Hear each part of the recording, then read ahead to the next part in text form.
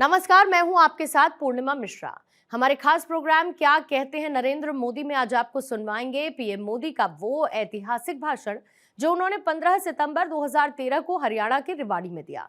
मोदी जी ने अपने भाषण में कहा कि मैं भी सेना में जाने के इरादे से सेना के स्कूल में जाना चाहता था, लेकिन घर के हालात की वजह से नहीं जा पाया। लेकिन आज मुझे जो सेना के पूर्व सैनिकों के बीच आने का सौभाग्य मिला है, इससे मैं बहुत गौरव अनुभव कर रहा हूं। भाइयों बहनों, देश के लिए मर मिटना, हर पल देश के लिए मरने की, शहीद होने की कामना करना, भाइयों बहनों, ये जीवन ऋषियों से मुनियों से भी जरा भी कम नहीं होता है। और इसलिए मैं उनको नमन करता हूं, मैं उनका गौरव करता हूं। और न सिर्फ यहां है उनका नमन करता हूं, हिंदुस्तान के किसी भी कोने में जो पूर्व सैनिक होंगे, हिंदुस्तान के किसी भी कोने में तैनात हमारे जवान होंगे, मैं उनको भी आदरपूर्वक नमन करता हूं, मैं उनका गौरव करता हूं। भाइयों बहनों, आज जब मैं आपके बीच आया हूं, तब सुबह सुबह एक अच्छी खबर सुनने को मिली। जैसे यूरोप के देश में जब खबर आती है कि अगले हफ्ते एक दिन के लिए सूरज निकलना वाला है, तो वहां पर हफ्ते से पहले ही आनंद उमंग का माहौल बन जाता है, क्योंकि उनको सूरज देखने को मिलता नहीं है। मित्र, हमारे देश में भी अच्छी खबरें सुनने को मिल ही नहीं रही। पूरा एक दशक होने आया निराशा की,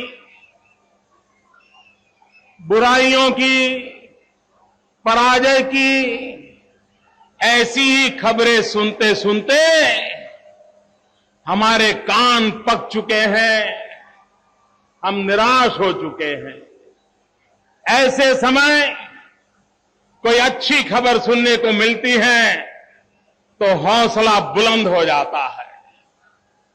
मैं भारत के वैज्ञानिकों का अभिनंदन करता हूं, भारत की विज्ञान शक्ति का अभिनंदन करता हूं कि जिन्होंने आज सफलतापूर्वक अग्नि 5 का परीक्षण किया है।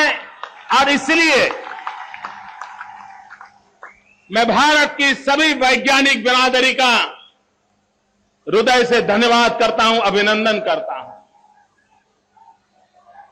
मित्रों, 2 दिन पूर्व भारतीय जनता पार्टी ने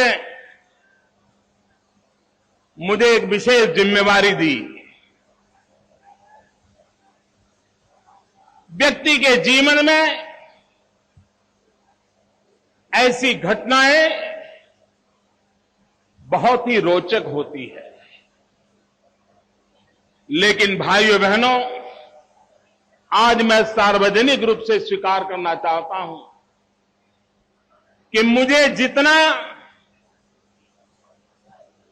थ्रिलिंग इस कार्यक्रम में हो रहा है, उतना मुझे उस पद की घोषणा के समय नहीं हुआ था।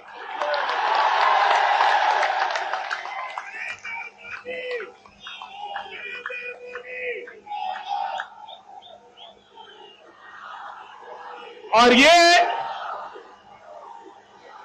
मेरे बचपन से जो भाव पड़े हैं, उस भावों का परिणाम है। मित्रों, आज मैं तो अपनी बात भी बचाने का मेरा मन करता है। मैं 4वीं कक्षा का छात्र था, गरीब परिवार से था, 2 रुपये एक साथ कभी देखे नहीं थे। लेकिन लाइब्रेरी में अखबार के अंदर एक इश्तिहार पढ़ा था। चौथी कक्षा में था मैं, और उसमें लिखा था कि गुजरात के जामनगर के पास बालाछड़ी में एक सैनिक स्कूल है। उस सैनिक स्कूल में अगर कोई जाना चाहते हैं तो यहां पत्र व्यवहार करें। प्लीज मित्रों, please I know your trouble, but it's very difficult. Police के मित्रों को मदद कीजिए, जरा ये कैमरामैन को थोड़ी मदद कीजिए। थैंक यू दोस्तों, आपके कोऑपरेशन के लिए मैं आपका आभारी हूं। मित्रों, मैं चौथी कक्षा में 2 रुपये जमा किए, और 2 रुपये जमा करके मैंने जिंदगी में पहली बार पोस्ट ऑफिस देखी। पोस्ट ऑफिस के पोस्ट मास्टर की मदद ली। उनको मदद लेकर के मैंने मनी ऑर्डर किया जामनगर सैनिक स्कूल को। उनसे मैंने प्रोस्पेक्टस मंगवाया। उस समय वो 2 रुपये में मिलता था। मन में ऐसा लगता था उस उम्र में कि देश की सेवा करना मतलब सेना में जाना। ये मेरे मन में घुस गया था। किसी के सुना नहीं था, ऐसे ही विचार आते थे। प्रोस्पेक्टस आ गया, मैंने एक दूसरे टीचर की मदद की, भर करके भेज दिया। अब उसके एग्जाम के लिए मुझे जाना था, टिकट के पैसे चाहिए। पिताजी से मैंने कहा कि मुझे ऐसे स्कूल में जाना है, उसका एंट्रेंस एग्जाम है, मुझे टिकट के लिए कुछ खर्चा चाहिए। पिताजी ने कहा, बेटा ये अपने बस का बात नहीं है, हम ये सब नहीं कर सकते, तुम यही गांव में पढ़ लेना। मेरा वो सपना टूट गया, मैं नहीं जा पाया। मन में वो कसक बनी रही कि मैं सेना में जाने के इरादे से सैनिक स्कूल में जाना चाहता था, नहीं जा पाया। और ये जामनगर की बालाछड़ी की वो सैनिक स्कूल है जहां आपके मुख्यमंत्री हुड्डा जी भी वहीं पढ़े हुए हैं। ये हुड्डा जी ने गुजरात का नमक बहुत खाया है।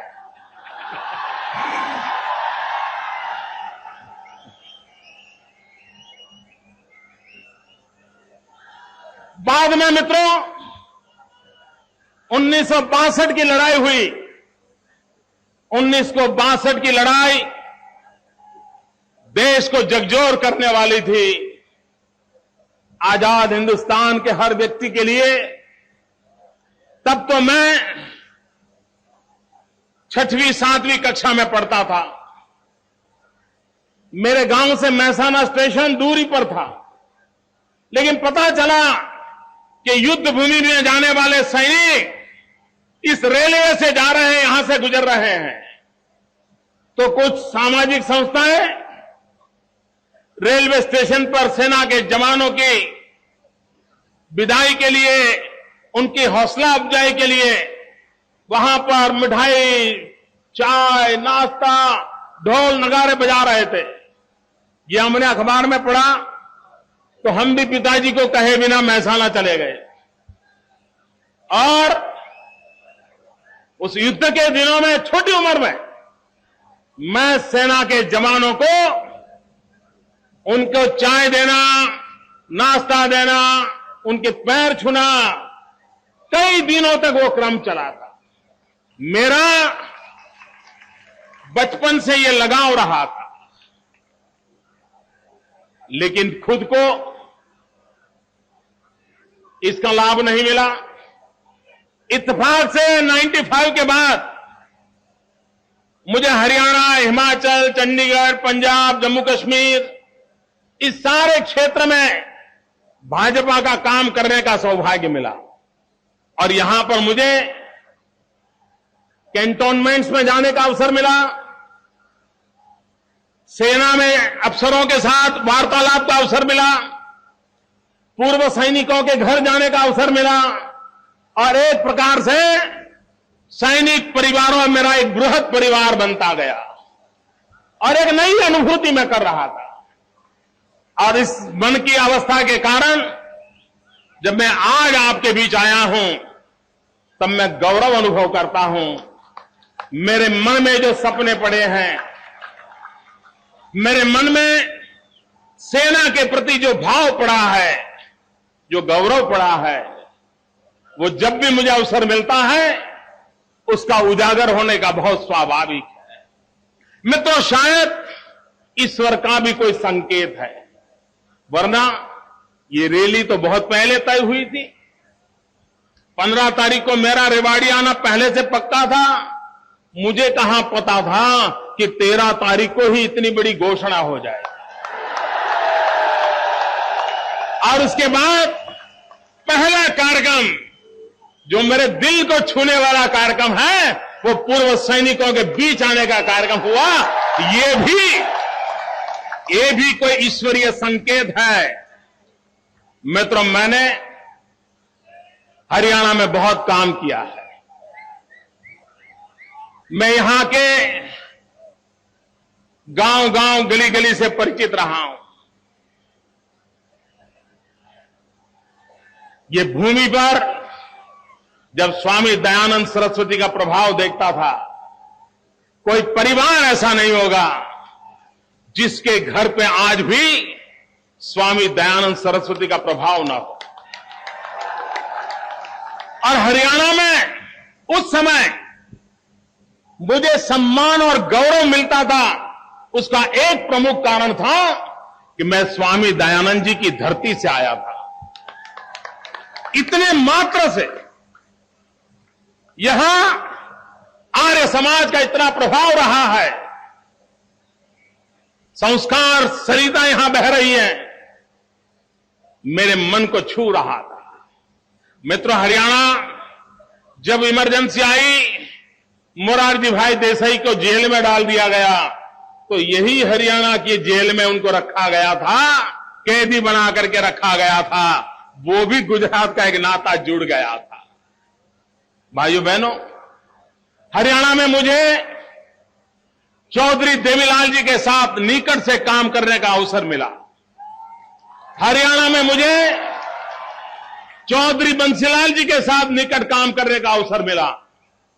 मुझे भी हरियाणा में अटल जी के साथ भी अनेक रैलियों में आने का अवसर मिला। मैंने आखिरी एक रैली यही रेवाड़ी में अटल जी के साथ की थी। लेकिन भाइयों बहनों, आज का दृश्य कुछ अलग ही है।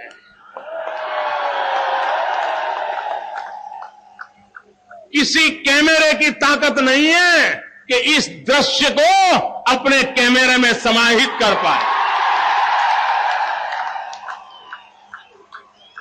किसी की आंखों में उतनी चेतना संभव नहीं है कि इतना दूर दूर तक किसी को देख पाए जहां मैं देख रहा हूं। माथे ही माथे नजर आए, मुंड ही मुंड नजर आ रहे हैं। क्या दृश्य है मित्र, भाइयों बहनों, ये हरियाणा की धरती से उठी हुई परिवर्तन की पुकार है। ये हरियाणा की धरती ने दिल्ली की सल्तनत को आज ललकारा है। भाइयों बहनों, श्री कृष्ण भगवान द्वारिका में आकर के बसे थे, लेकिन हरियाणा की धरती का नाता, कुरुक्षेत्र की धरती का नाता, भगवान श्री कृष्ण का गीता का संदेश हजारों हजारों वर्ष तक दुनिया के लिए प्रेरणा का संदेश है। मित्रों, विश्व में कहीं पर भी युद्ध की भूमि में ऐसा ज्ञान का सागर छलका हो, ये कभी कोई सोच नहीं सकता। सेनाएं सज्ज हो, तीर और तलवारें खून की प्यासी हुई हो, जीवन और मृत्यु का खेल निर्धारित हो, ऐसे समय गीता का ऐसा कोई संदेश सुना पाए, ये घटना भी दुनिया के मनोवैज्ञानिकों के लिए संशोधन का विषय है।